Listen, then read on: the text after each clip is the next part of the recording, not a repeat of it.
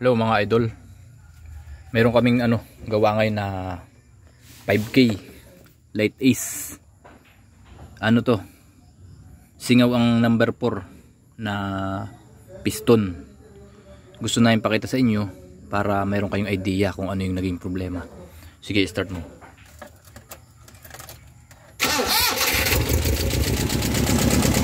Yan, nakita nyo palyado, di ba? Kakalasin namin ngayon yung spark plug para makita nyo yung compression. O, sige. Yan mga idol, lalagyan natin ng compression test para makita natin para makita nyo na talagang busted na yung number 4. Okay, kabit mo to. Lalagyan nyo yung tubo para maikabit natin yung gauge.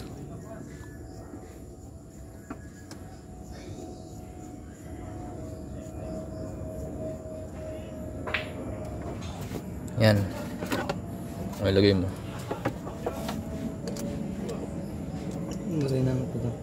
Paangatin mo muna. Hilahin mo yan. Yan. Saan ba? Taga na to. Yan. Okay.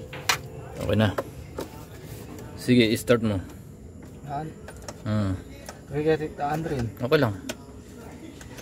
Wala nang compression yan eh. Okay. Okay. Yan, nakita nyo? Mababa yung pressure nya.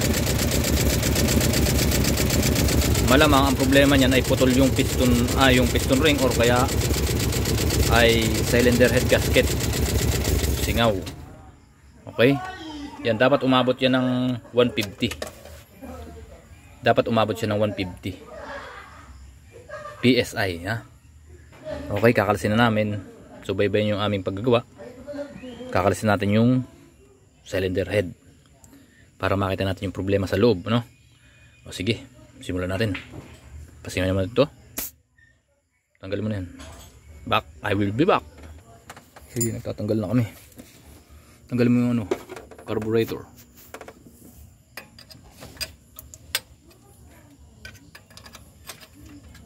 Yan, tatanggalin namin yung carburetor. Mahirap. Mahirap.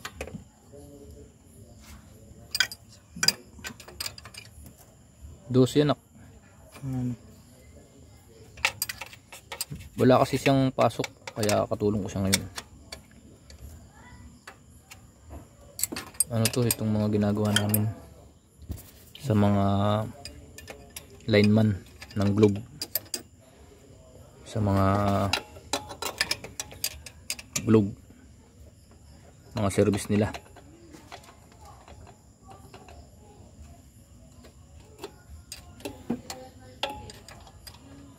Sige, balikan namin kayo. May natuklasan kaming isang problema. Yun o, nakadaplis yun. Isang pusrad. Ito tapos umangat to. Kaya nagkaroon ng leak yung nagkaroon ng leak, nag-leak ng pressure nung malamang nabalukot ang valve niyan. Pero para ma-sure namin, ikakabit namin muna at higpitan yung tornilyo na to. Kasi umangat to eh. Itong cap. Yan, umangat yan. Ito, maloob yung tornilyong yan. Higpitan muna namin. At titestingin natin kung magkakaroon ng pressure. Pag nagkaroon ng pressure yan, hindi na kami mag-overhaul. Okay? Kasi naipit eh. Screw. Flat screw tayo dyan. Wala na. Meron tayong flat screw.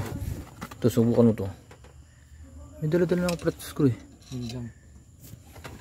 Yung maigsi kuhanin ko. Oo, maigsi. Yan yung naging problema. Sana hindi na lumaki yung problema at hindi namin magbukas ng cylinder head gasket.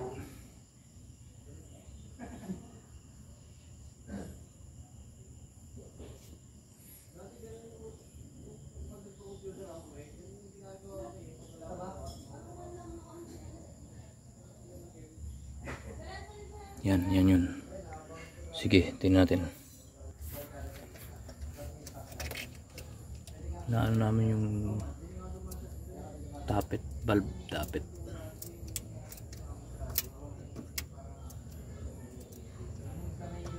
Yes, siya. Yan, baka matanggal na. Yan. Tanggalin mo itong tunnel yung to, tsaka to. Checkin natin kung hindi putol. Ratchet gamitin mo.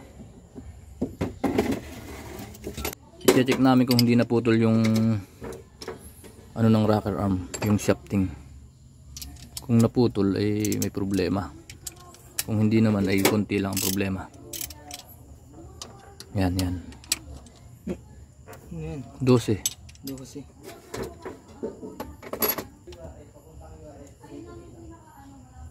Sige. Yung kabila. Maluog. Maluog yung iba.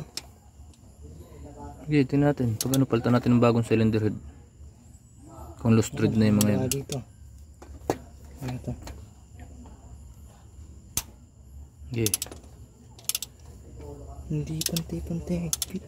Oo, may malog, may ano no. Sino kayong gumawa niyan? Loko yung nagawa niyan ha. Ito ang lahan doon. Yan nga, baka Ito, lagay ka na to. logan mong todo. Gusto kong ma-check yan kung Tanggal na. okay, tanggalin mo. Ito din. Ito din. Sige, tanggalin mo muna lahat.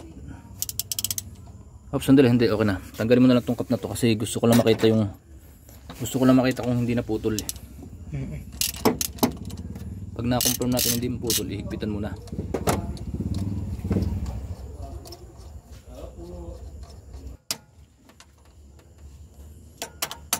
Ano mga kanaya ko yan lang? Hindi, nakakapit. 5K. Din pa. Oo nga no.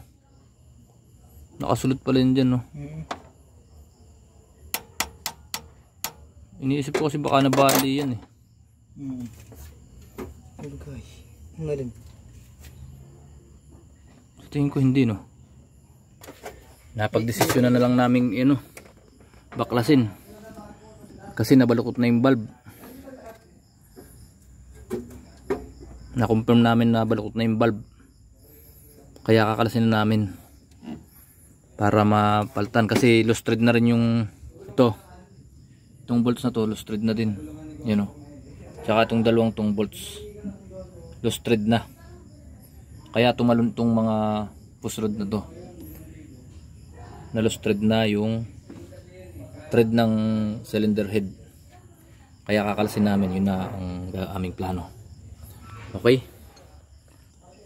Napagdesisyon na lang namin na ibaba na ng tuluyan yung cylinder head. Kasi yung mga bolts na yun, loose thread na. Kung papamasin shop or bibili ng bagong cylinder head. Bahala na yung may-ari kung anong pasya niya. Okay? Sige, tuloy-tuloy lang po tayo sa ating panonood.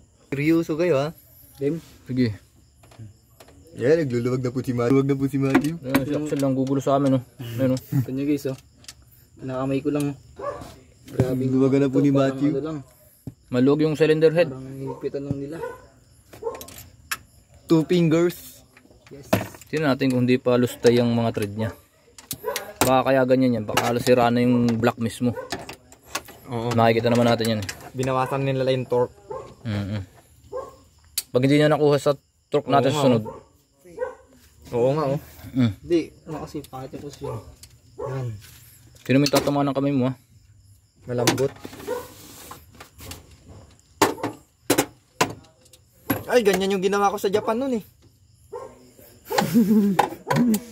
Ganyan. Ang gulo niya kasi takot naman sa camera. Tagon-tago eh. Hindi ako do. Ganyan yung ginawa ko sa Japan. Alin? Dasa pa. Takbo siya eh. Takot siya sa camera eh. Hindi siya artista. Ano na, ang ating oras ay 8:30 ng gabi. Ito ang aming sideline ng aking mga anak. Dahil kami ay walang pambaon sa school. Diba? Wala yung truk. Buwang eh. Sana umayan ganun. Nasaan ba? Nasaan yung charger eh. Kami ay nagtatanggal ng cylinder head ng tornilyo. Yan po. Tingin sa vlog natin, Matthew. Yeah man. Ayan, first time niya mag-aangat ng Yung ano, Head. patanggalin mo ba to? Hindi na, ayaw mahulog yan. Pusrad lang yan. Nahihirapan ako maghangat. O di kunin muna silang lahat. Kinuha niya muna yung rocker arm. Yung ano, pusrad. Kinuha pala niya. Hindi pala rocker arm. Pusrad ang kinukuha. Akan yung mga pusrad. Isang dakot lang, kaibigan. Yan, sama-sama na sila dyan. Yan na po. First na angatin ni Matthew na makina. Kitang-kita po ninyo. Tanggal na ba yung hose? Uy, tanggal na ulo. Ayan na, nahulog na po. Ayan po, nakikita nyo po. Unang pagkakataon na mag-ingat siya ng makina. Ingat ka, nak. Sige. Sige, sige. Yan, yan. Natanggal na po niya. Yan, oh. Yan. Ano? Hindi. Sandali lang. Okay pa yan. Maganda pa yan, men. Another, may silicone na naman po ang itong makinang to. May naglagay na naman po ng silicone sa cylinder head. Kaya po sumisingaw. Ito yung por.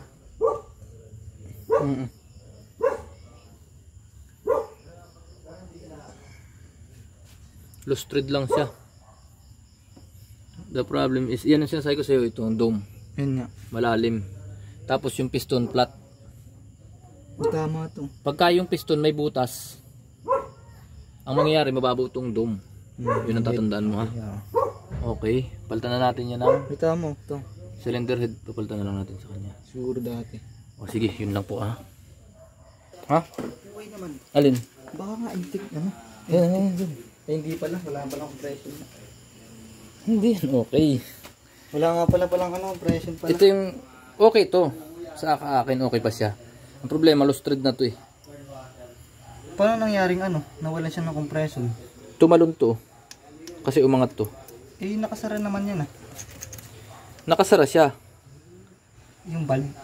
Walang papasok na hangin sa kanya. Hindi siya makakahigop. Ay, oo. Walang intake. walang mangyayari sa kanya. Walang hihingahan, walang uututan. Nagets mo? Kasi yung pang-utot niya at saka pang-hinga hindi nagpapangsyon. Hindi pumipisa ito. Kasi nakadaplis eh. Kaya para wala talagang compression no. Wala siya nahihigop na hangin tapos wala rin siya na